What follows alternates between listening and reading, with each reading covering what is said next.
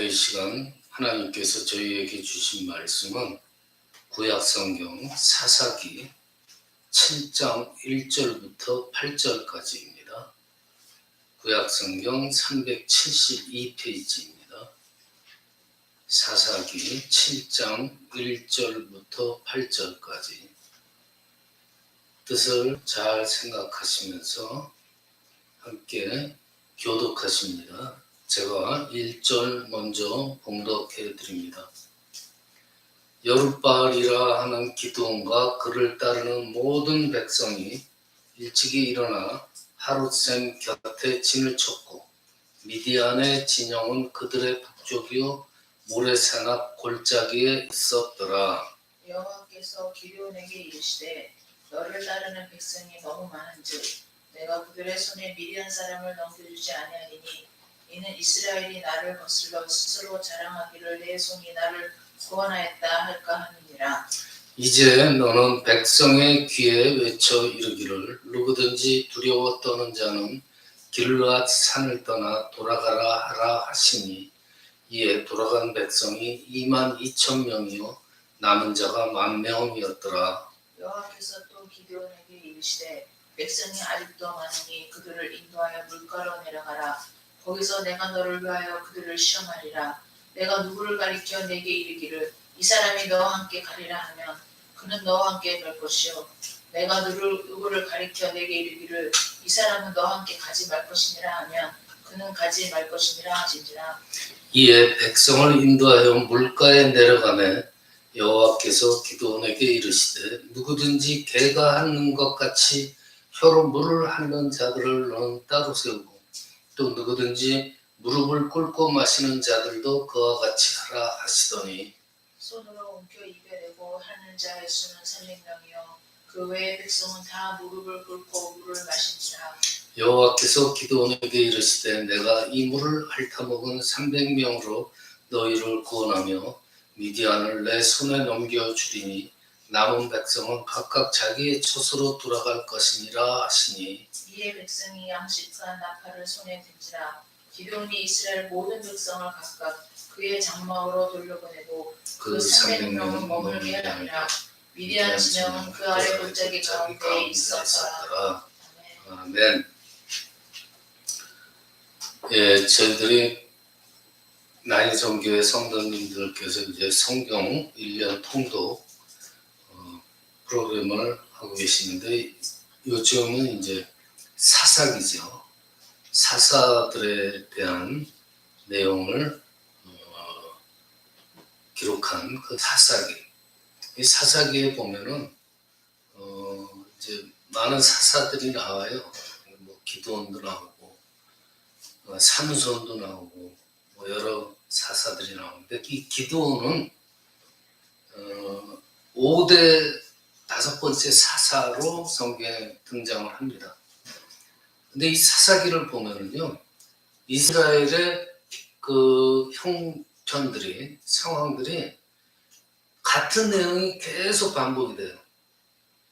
주로 이런 식으로 반복이 되죠. 자, 이스라엘이 하나님을 떠나서 우상을 섬기게 됩니다. 그래서 하나님께서 이방 나라들을 통해서 이 이스라엘 민족에게 벌을 주세요. 그러면 이 이스라엘 백성들이 고난 가운데 처하잖아요. 그러면 또 하나님께 구해달라고 부르짖어요. 그러면 하나님께서 사사들을 세워가지고 그들을 또 구원합니다. 이러한 그 상황들의 형식이 반복해서 계속 일어나는 거예요. 사사기를 보면. 이 사사 기드온의 때도 그러합니다. 이 범죄하고 우상을 섬기게 되는 이스라엘에게 미디안이 쳐들어와서 괴롭힙니다. 그러니까 이제 다시 또 고난에 처한 거죠. 이스라엘 백성들이. 이럴 때는 또 하나님을 찾습니다. 구원해달라고. 그래서 이 기드온 시대 때 기드온을 통해서 하나님께서는 그들을 구원하세요. 이 기드온은요, 하나님의 주권적이고 불가항력적인 은혜로 부름을 받은 사람이에요. 사사기 오늘 본문 먼저 장에 6장 12절에 보면요. 하나님의 사자가 나타나가지고 기드온한테 큰 용사요. 여호와께서 너와 함께 계시도다 합니다. 이 기드온은요. 전쟁을 경험한 일도 없고 뭐 군사훈련 받아본 일도 없는 농부예요. 농부. 그런데 기드온을 찾아온 하나님의 사자가 기드온 보고 큰 용사라고 불러요.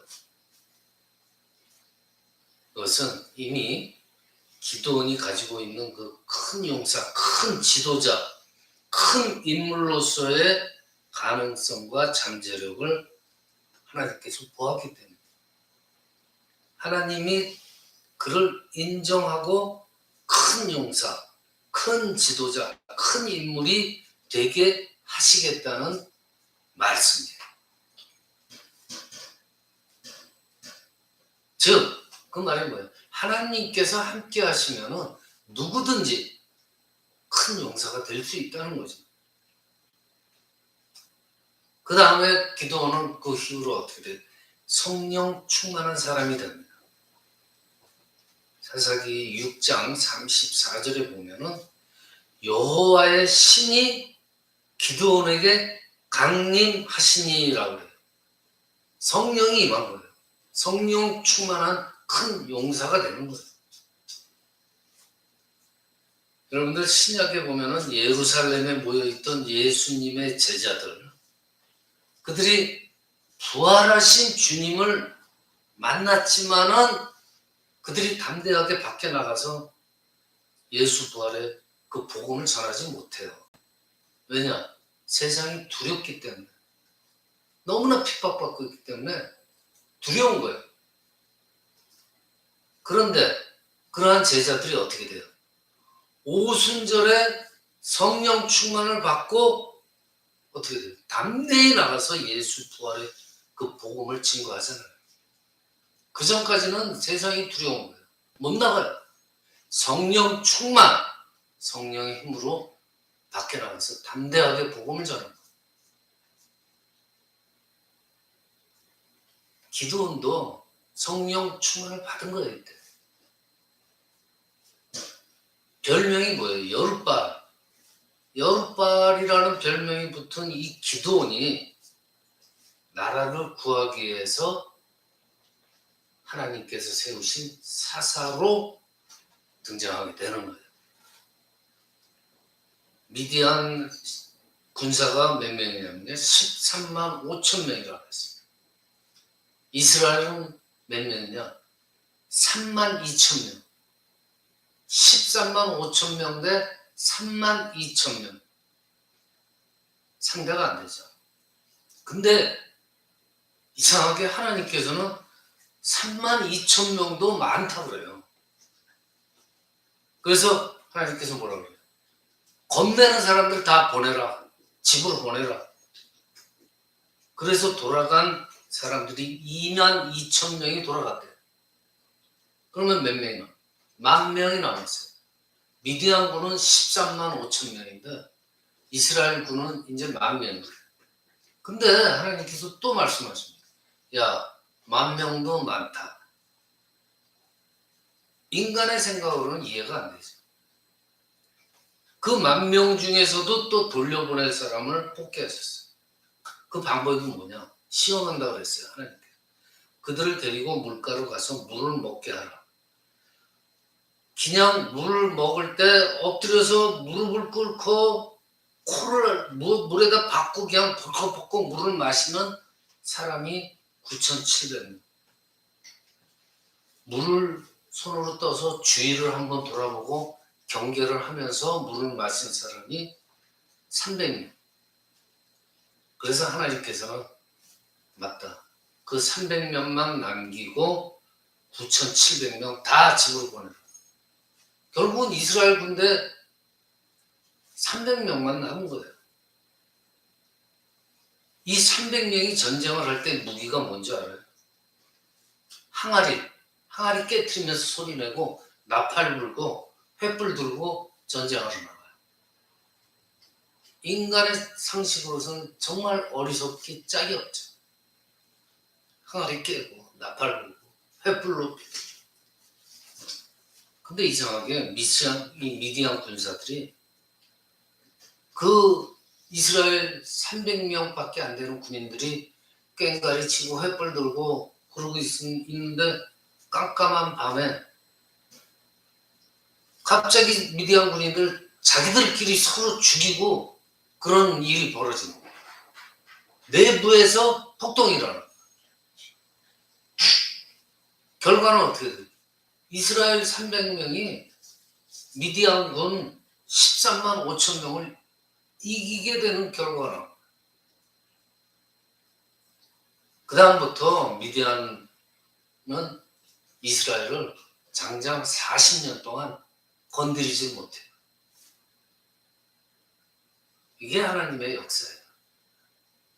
기드온의 지휘하를 성령 충만을 받은 하나님이 세우신 기드온, 이때 진가를 발휘합니다. 자, 이 300명이요. 왜 하나님께서 그 300명을 물 먹는 모습을 유심히 봤겠습니까? 지금 전쟁하러 나가는데 주변 경계를 안 하면은, 주변을 의식하지 않으면 그 군대는 져요. 전쟁에서 제일 중요한 게, 저도 군대를 갔다 왔지만 경계예요, 경계. 주변 경계 잘 못하면 그 전쟁은 패하는 거예요. 하나님께서 그걸 아시는 거예요. 물을 마시되 머리를 물에다 코 박지 말고 주변을 보면서, 그래도 지금 전쟁 중이니까 물을 마셔라. 그래서 보니까 300명이 주변 경계를 하고 물을 마시는 걸 본 거예요. 하나님께서는 전쟁에서 뭐가 중요한지 아시는 거예요. 고대 그리스의 수학자, 철학자죠. 피타고라스. 숫자가 우세하면 세상을 이긴다고 그랬어요. 뭐든지 이 세상의 원리는 수, 경제적인 수, 인구수, 땅의 넓이수, 뭐든지 이 숫자가 많으면 세상에서 꼭 이긴다고 그랬어요. 그 피타고라스의 예언이 오늘날의 사회에 꼭 맞는 말인 듯 싶습니다만, 물론 맞죠. 많이 가진 자가 강한 자이고 승자잖아요. 사회 원리는. 적게 가진 자는 패배예요. 그래서 사람들이 어떻게 날마다 숫자를 세잖아요. 내가 돈이 얼마인가, 내가 부동산이 얼마나, 그런 거 숫자 세면서 살잖아요. 그런데 이게 교회에서는 좀 달라야 되는데, 세상도 그런데 오늘날의 세속화된 교회들도 마찬가지 모습을 띠고 있다는 게 문제예요. 교인 수가 많고 교회당이 거대하면 그 교회는 훌륭한 교회고 훌륭한 목사고 좋은 교회라고 생각을 합니다. 그리고 그처럼 교회당도 멋있고 교인 수도 많고 그런 교회가 무언가 좋은 일도 많이 할 거라고 생각을 해요. 그래서 교인들은 길을 쓰고 버스 타고 전철 타고 그 의리의리한 교회로 예배를 보러 갑니다. 그러니까 자꾸만 큰 교회는 크게 해야 되고 그렇게 되는 거예요. 자꾸만 커지는, 뭔가 좋은 일을 할 것 같은 교회, 훌륭한 목사님일 것 같은 교회. 숫자를 성공의 기준으로 삼고 있어요. 지금의 세속화된 어떤 잘못된 교회들이 그렇게 하고 있단 말이에요. 한마디로 숫자의 노예가 된 교회들도 사실 많이 있다는 거예요. 그렇지만 여러분들 잘 생각해 보세요. 하나님의 방식은요, 숫자에 있지 않다는 것을 이 미디안과의 전쟁에서 보여줬잖아요. 300명이 3만 5천 명을 이기는데 하나님이 인간으로서는 도저히 이해될 수 없는 방법을 쓰셨잖아요. 근데 이겼잖아요. 이게 하나님의 방법이에요.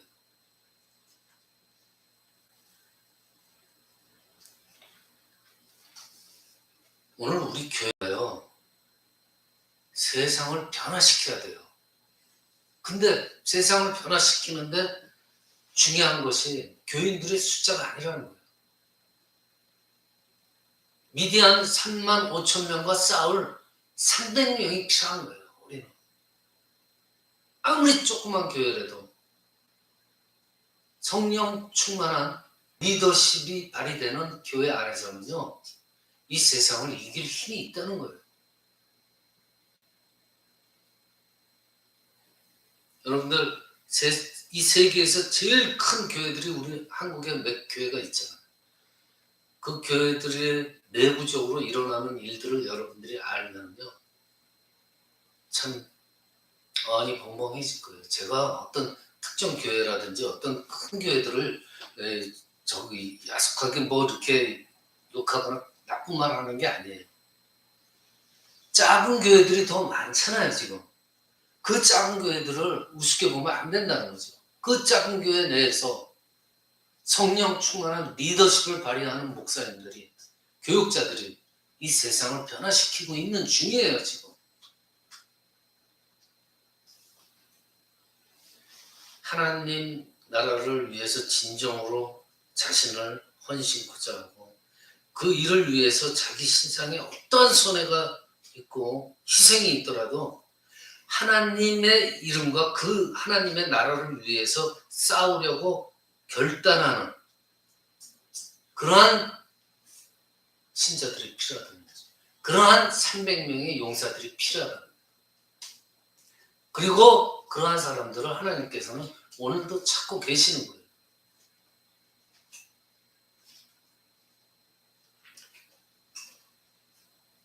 기드온의 300 용사들 다 자원에서 온 사람들이잖아요. 그렇죠? 무슨 일이든 하나님께서 맡겨주시는 일이라면 기쁨으로 자원하는 사람이 돼야 돼요. 억지로 하면 안 돼요. 이 300 용사들, 하나님과의 약속과 말씀을 믿는 사람들이에요. 하나님의 말씀과 약속을 믿으면 어떻게 돼요? 두려움이 없잖아요. 첫째. 두려움이 안 생겨요. 그리고 아무리 자기가 손해보고 희생이 되더라도 하잖아요. 하나님을 믿는 사람이 해요. 오늘 본문 말씀처럼 목이 마르지만은 물을 마시면서도 경계를 늦추지 않는 거예요. 자기만을 위한 사람들은 용사가 될 수가 없어요. 세상에 무릎을 꿇고 마는 거예요. 기드온에 무릎 꿇고 코 쳐박고 물을 마시던 그런 사람들 꼴이 되는 거예요. 세상에 무릎 꿇고 마는 거예요. 아무리 목이 말라도 나의 본분과 사명을 다하기 위해서 깨어있는 이 300명이 오늘날도 필요하다. 오늘 현실 상황은 여러분들 다 어려움과 고난의 연속이에요. 사는 게. 근데 이 어려움과 고난을 풀 수 있는 길은 우리가 우리 자신의 힘으로 될 수 있어요? 안 돼요. 하나님께서 도와주셔야 돼요. 그럼 우리가 할 일은 뭐예요? 하나님께 도움을 구하는 거예요. 그 도움 구하는 방법이 뭐예요? 기도밖에 없잖아요. 기도로 세상을 깨워야지 이 땅에 빛이 밝아오는 거예요. 말씀을 마칩니다. 저희들요, 우리들 이 시대를 살리는 기도의 이 300명의 용사가 되어야 됩니다.